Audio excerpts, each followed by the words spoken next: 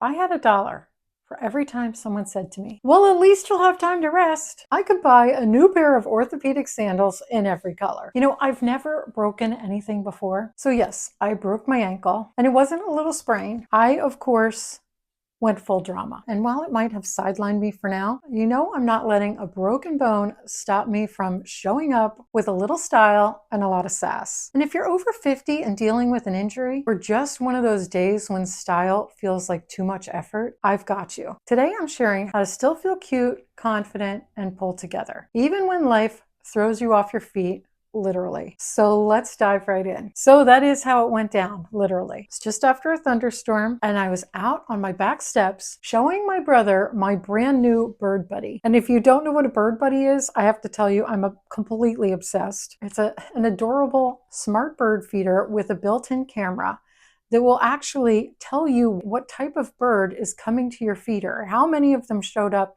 and you can even name the birds. Like, how cool is that? I am completely obsessed with birding now. In fact, I will put a link to it in the description, but let's go on with my story. I was so excited. I was pointing out different types of birds to my brother. Cardinals, finches, even a catbird, just living my best bird watching life. And then bam, I was wearing athletic slides because, you know, I needed to go outside. They're quick, they're comfy. I just slid into them and went out back. And I slipped right off the bottom step. My foot was twisted. My brother took one look at me and said, whatever you do, don't move. That leg, your foot is screwed up. And I knew immediately it wasn't good. I broke my ankle in 2 places, dislocated it, and got a puncture wound from the bone. Yep, the bone came through. And we're not talking about a little sprain here. This was full drama version. Now I'm 3 weeks out. The first few days were really rough. I had a walker, and I basically had to hop around on one foot using the walker like a caffeinated flamingo. But now I've graduated to a knee scooter, and I'm wearing a boot, so I still can't put any weight on it, but I'm getting around with my little scooter. And of course, I couldn't just order a plain one. I had to order one in a cool color, so I got mine in British Racing Green. It's sleek, it's zippy, and I've named it My Sweet Ride. Now let's talk about the real challenge that's important to me, which is the fashion. You can't wear cute shoes. The swelling is real. One ankle is 3 times the size of the other. And when your mobility is limited, the temptation to live in shapeless sweats all day long is strong. Here's the gist. I really like feeling pulled together. It helps my mood. It helps me feel like myself. So I've been finding these easy, comfy outfits that work with the boot, the scooter, and of course the occasional nap on the couch. And I have a spoiler alert for you. It is possible to be cozy and stylish, even if you're broken and bruised. So I've put together some outfit ideas if you're experiencing anything like this. These are some of my biggest go-tos right now. Flowy dresses. I've been living in some knee length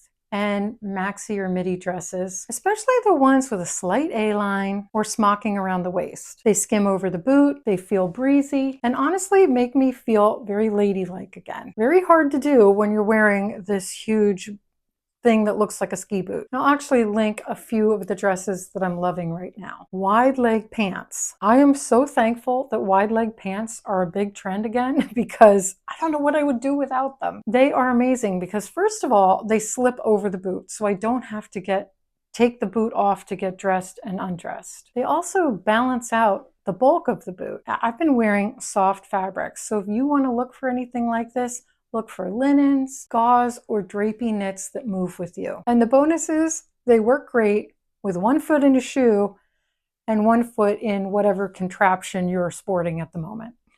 And the other big thing I've been wearing, like on repeat, are oversized button-ups. And these tops have been an absolute lifesaver for me. I've been rotating between this ruffle collar denim shirt from Frank and Eileen, my oversized J. Crew button-ups, and a few printed ones from Talbot's that just make me so happy when I put them on. What I love about wearing button-ups as opposed to other styles of shirts, they feel the most like me. I feel like myself. I'm going about my day in my normal outfit, and they're soft, they're roomy. They give me that I still look like a person feeling even if I'm horizontal on the couch. And they're the kind of pieces that feel good on your skin, but still read as intentional.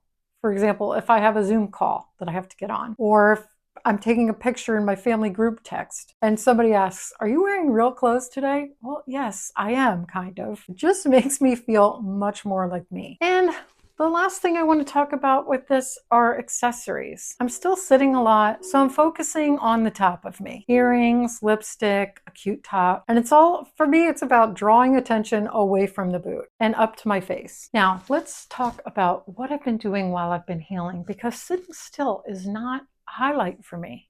I had to really wrap my head around lounging and resting most of the time. And being off your feet sounds like a dream until it's not. So here's what's been keeping me sane and entertained. Reading all the books I've been meaning to get to. Binge watching lots of YouTube videos, including a few deep dives for future inspiration. Playing way too many games on my phone. I'm a big fan of all the New York Times games, especially Wordle. I've also been finishing puzzles like it's a full-time job. I have a stack of 4 that I've finished. And I just ordered a whole bunch more, so hopefully they'll be here soon because, whoo, I whip through them, but they keep my mind occupied. They're lots of fun.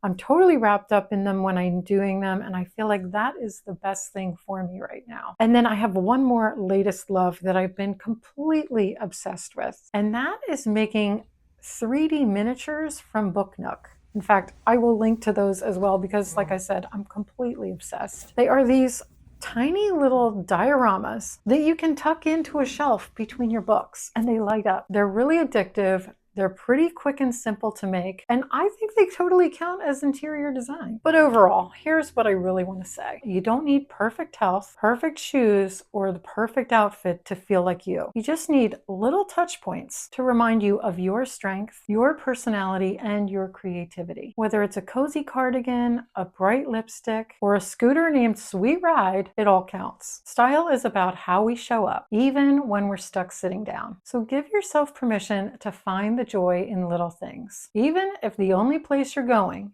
is from the couch to the fridge. If you're in a similar spot, recovering, resting, or just feeling a little stuck, I hope this gave you a few ideas and some laughs. I'll link everything I mentioned down below in the description, including some of my favorite ankle-friendly finds and cozy but chic outfits that work with limited mobility. Have you ever had to get creative with your style during an injury? Let me know in the comments. You know I love hearing from you. Stay gorgeous, and I'll see you in the next video.